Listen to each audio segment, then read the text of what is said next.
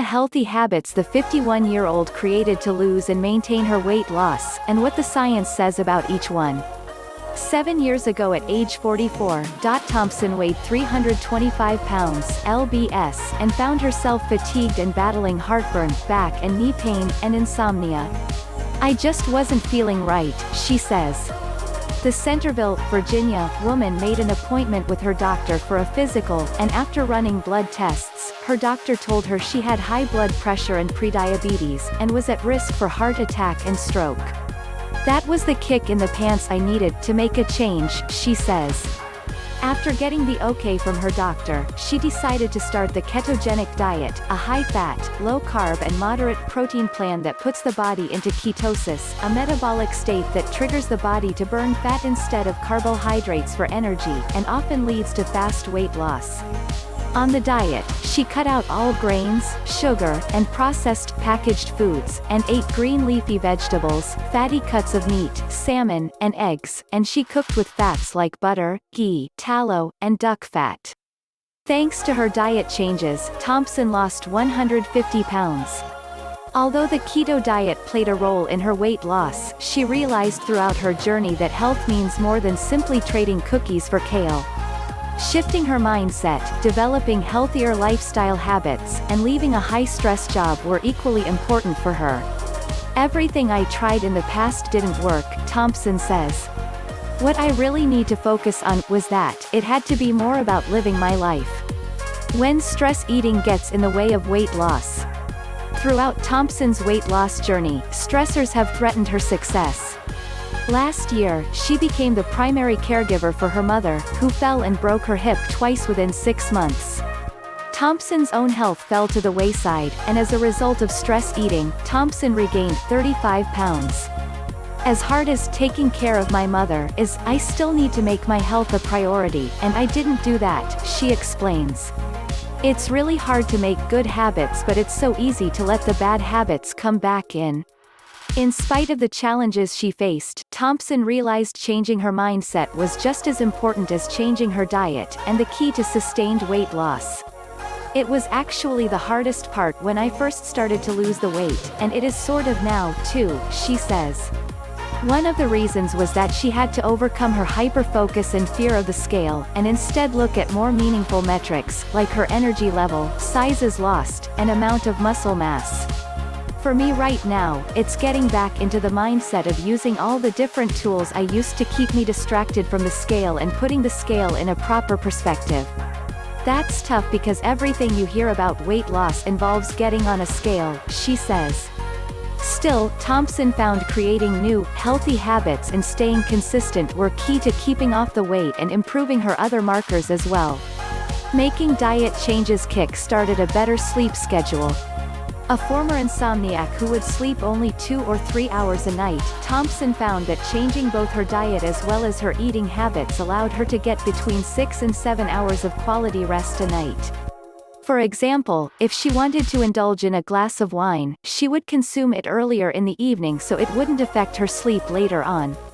She also found that using blackout blinds, keeping the temperature in her bedroom cool, and getting ready for bed an hour before she wanted to turn in helped her fall asleep better.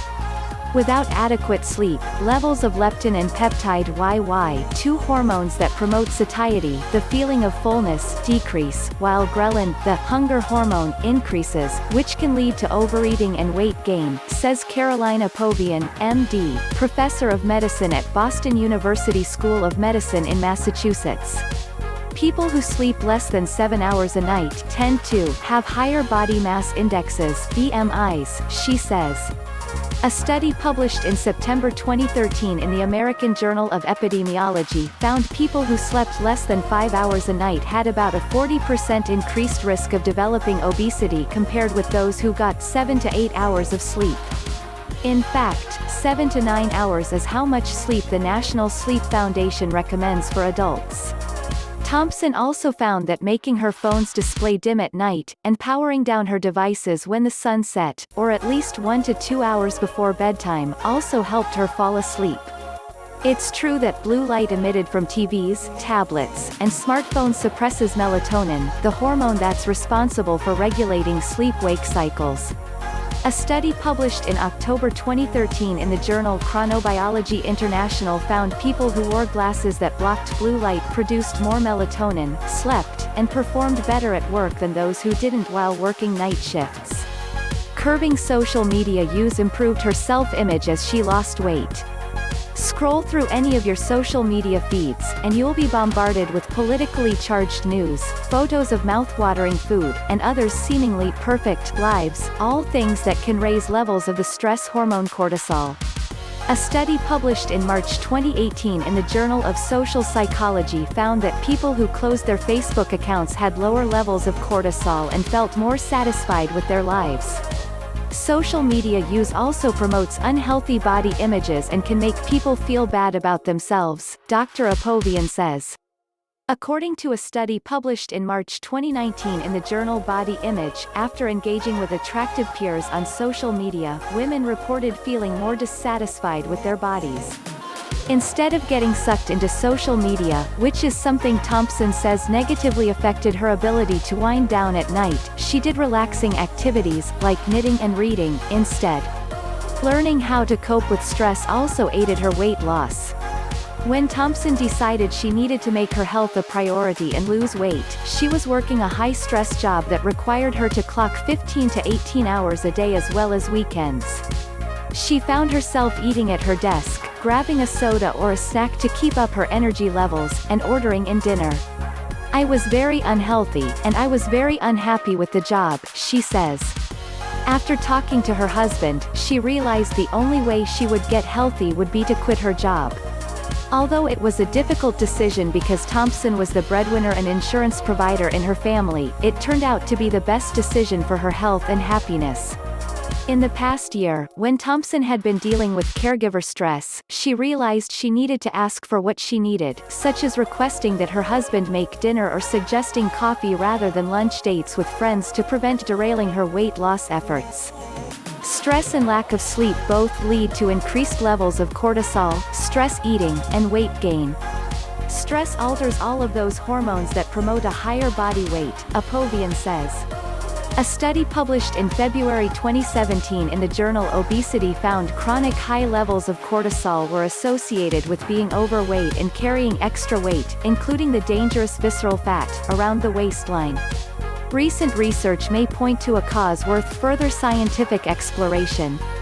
A study published in April 2018 in the journal Cell Metabolism, which was conducted in mice, suggested that glucocorticoids, or natural steroid hormones, increase with chronic stress and can cause a type of cells known as progenitor cells to turn into fat cells and cause weight gain. Exercising helped her inch toward her goal after losing some weight. When Thompson started her weight loss journey, she attempted to exercise. But after getting injured, her doctor suggested she focus on eating right and losing at least 50 pounds first. When she hit that goal and continued to lose weight, she incorporated light exercise, like walking and yoga, and made a point to include more activity on a daily basis, like getting up every hour to walk for 10 minutes. It got to a point where I could move a lot easier, she says. Eventually, she would challenge herself to walk longer, faster, and greater distances, working up to a run and competing in endurance events. When Thompson gained back 35 pounds this past year, however, her hip began to hurt, and she started to work with a trainer and physical therapist. Although she has goals to participate in endurance events again, she's realistic about what she can do now and focuses on activities she enjoys. If you don't like the exercise or physical activity you're doing, you won't want to do it, she says. The National Weight Control Registry shows that people who exercise at least 2,500 calories worth each week maintain weight loss, Apovian says. They stop exercising, they gain the weight. Prioritizing exercise means organized exercise and doing it faithfully, like brushing your teeth, she says.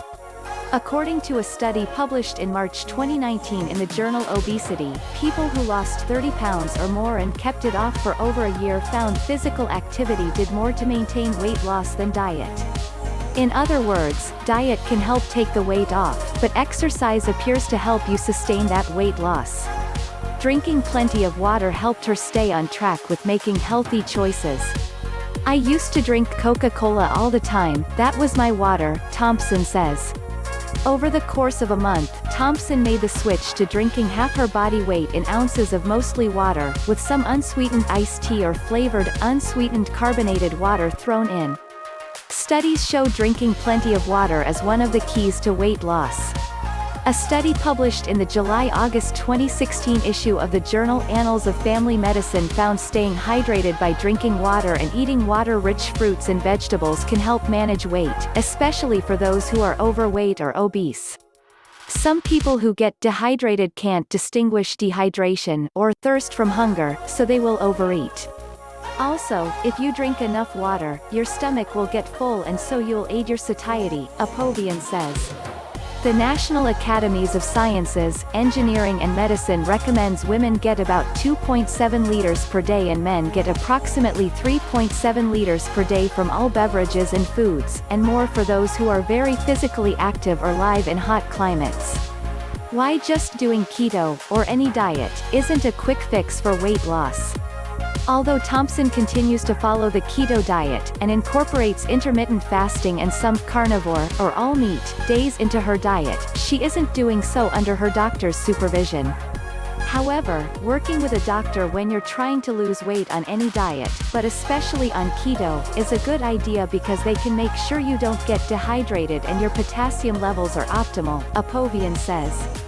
A lot of things can happen that your doctor can monitor for you so that you do it right and healthy and there's less of a chance of gaining it back, she says. Thompson says through her journey, she has learned that long-term weight loss lies in making small, consistent changes and being kind to yourself. Weight loss is 99% nutrition, 3% exercise, but 100% mental. The mental part of it is way more important than anything else, because it's so easy to tell yourself, just this one time, or I'll start tomorrow.